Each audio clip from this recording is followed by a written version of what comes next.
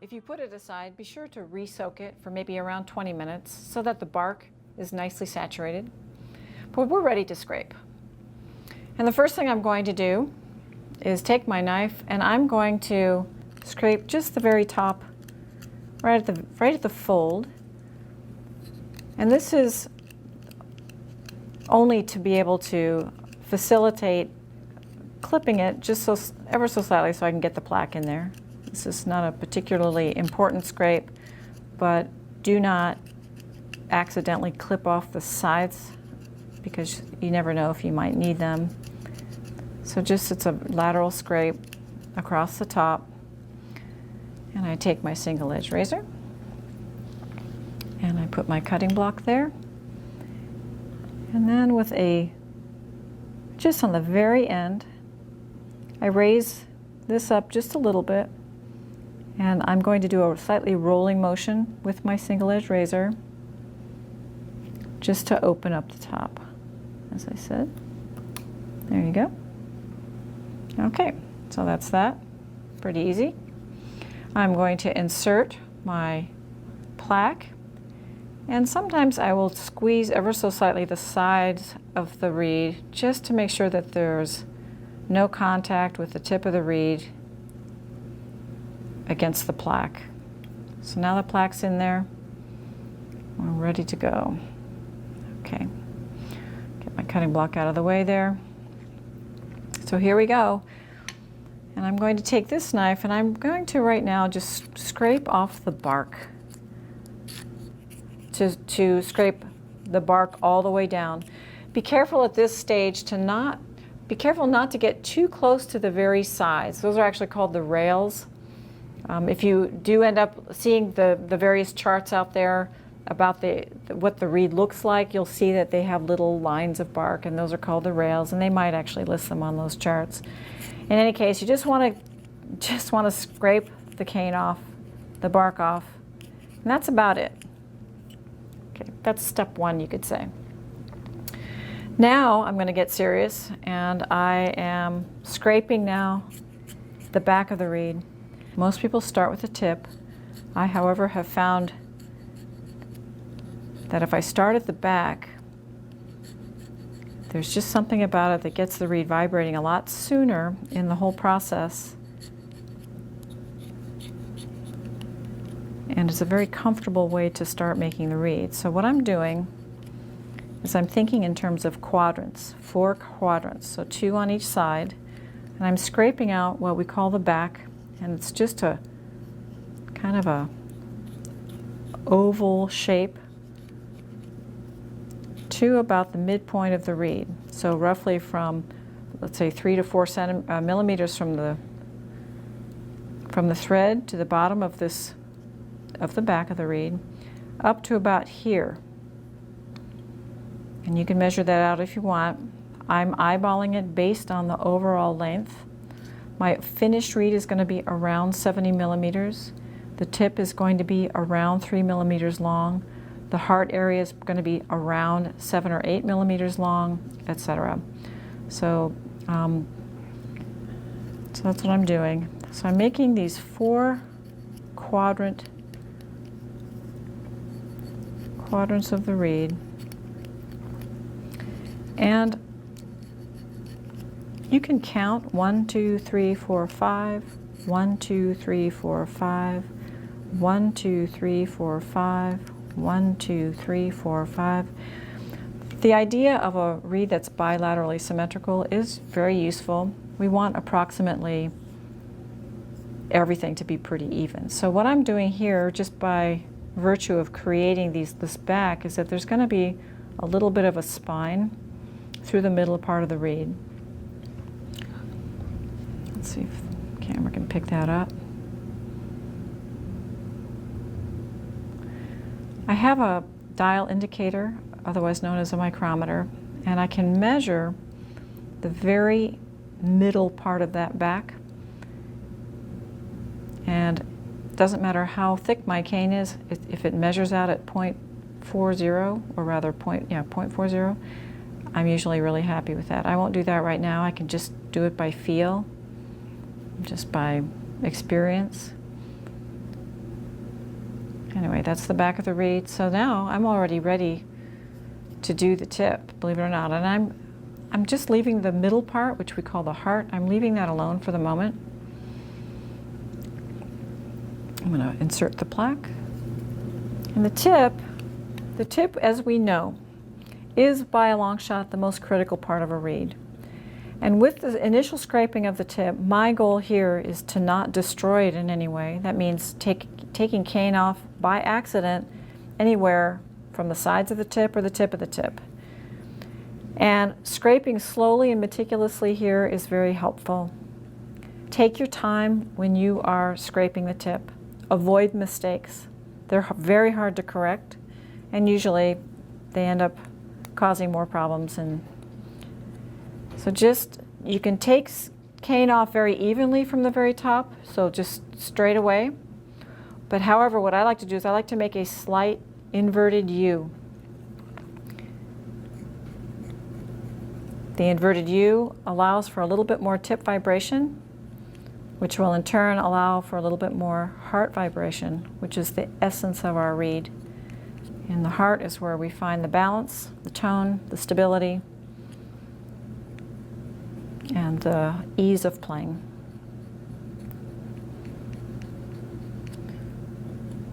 So I'm just scraping. I would recommend at this point that you don't talk to people, especially if you're just learning how to scrape reeds. Don't talk to people. Concentrate on what you're doing. Try to be as observant as you can. Everyone has tendencies with their knife, with the weight of their hands. Some people will tend to make little divots. You need to learn that about yourself. And if you learn in a slow and meticulous way and don't learn those kinds of habits, so much the better. But be observant. It will serve you in the long run. Try not to be impatient, and if you find yourself becoming impatient, go take a walk, go take a little break. Okay, so that's step 2, is scraping the tip. I'm going to check in my light. I can see that it is much more translucent than the back, and that's because it's a lot thinner. Okay, now my initial taking off of the bark, I think, created enough, I think there's going to be enough vibration with this particular piece of cane that I don't need to create a heart at all. And that's just because I think that the piece of cane is on the thin side. So what I'm going to do right now is just go to the next step, and that's clipping the tip. Sometimes at this juncture I'll kind of take a look and see if I need to scrape a little bit of cane off of the middle of the reed, that heart part. But I definitely don't need to do it on this one, and I can just tell by feeling it. A lot of this stuff is trial and error. Make notes. See what you do. Observe. Again, observe. Okay, now I'm going to clip the reed, and I'm clipping about 1 millimeter or so. And that's just to clean it up. It might be my final length, but most likely it won't be. So I leave it a tiny bit longer.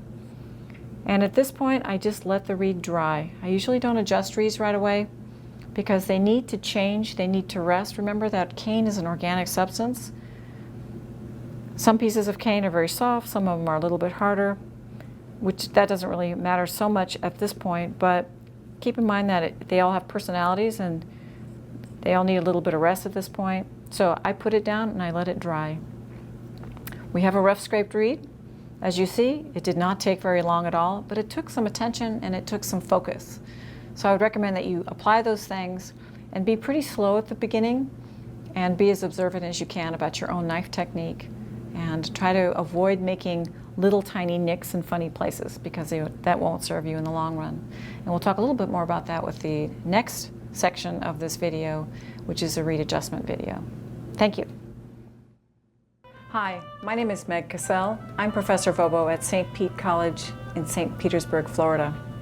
Today we're going to be talking about reed adjustment. This is the true art of oboe reed making. And to start us off, I'm going to just play a little bit on my oboe, and then I'm going to share with you what my criteria is for reed adjustment and what it is that I'm actually looking for when I'm refining a reed.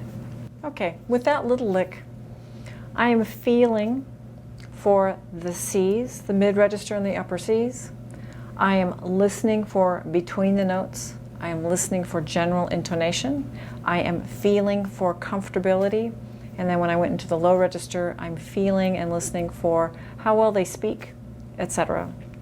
These things are important in terms of what it is that I'm seeking to do in a brand new read that I haven't even played before. What I will do and share with you right now is what I use to determine these things before I actually play the read and use it in the horn is the peep. When that bend in the tone happens, that's telling me that I have vibration in the middle part of my read.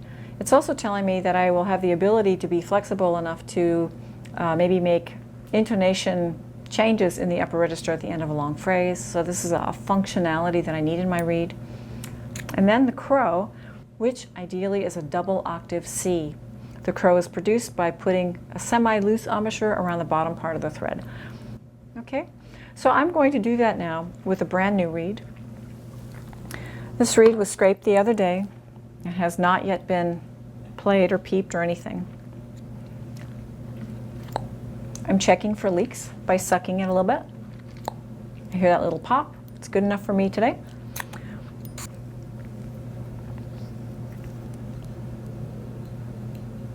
My objective here is to lower the crow.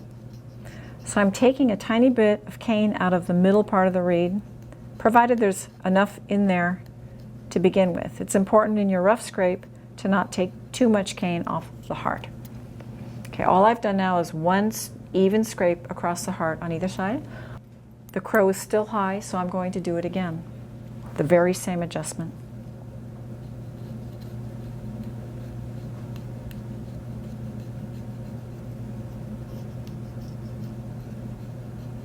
I'm careful to do short, conservative scrapes. You can never put cane back on, but you can always take a lot off. So I'm very conservative. Okay, the tone is strange. It feels strange. So the next thing I'm going to do, because the crow is now good, I'm going to now start the tip of the reed, and I'm going to thin the sides of the tip very carefully. Just the sides of the tip. I'm leaving the middle part of the tip exactly as it was. It's important to not scrape clear across at this point, because the center of the tip is a very important part for the stability of the reed. And the sides are going to help focus the sound and make it a little bit easier to play.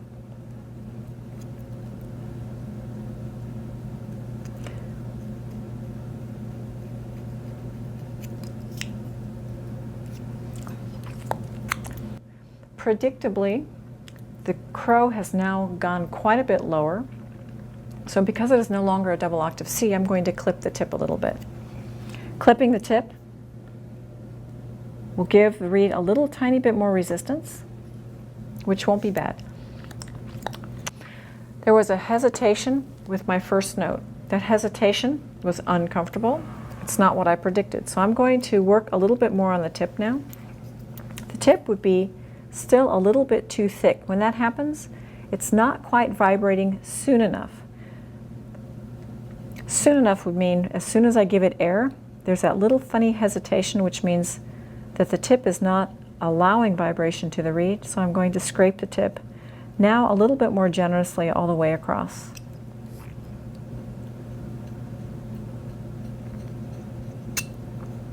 I'm careful to not chip or scrape away the corners or the sides of the tip.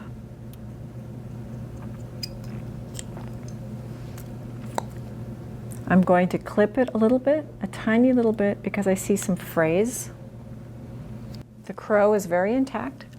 The high C is where I want. There's still a tiny little drop off at the end of the C, which means most likely I could clip it one more time. But for right now, this is enough scraping until I break in the reed. What will happen later on, let's say I come back to this reed tomorrow, there's a good chance that the reed will be a little bit more resistant. I will go through the same process of the peeping, the glissing, the glissandoing, and the crowing. And based on the feedback I get from doing those things, that will determine what I do in terms of my scraping the reed.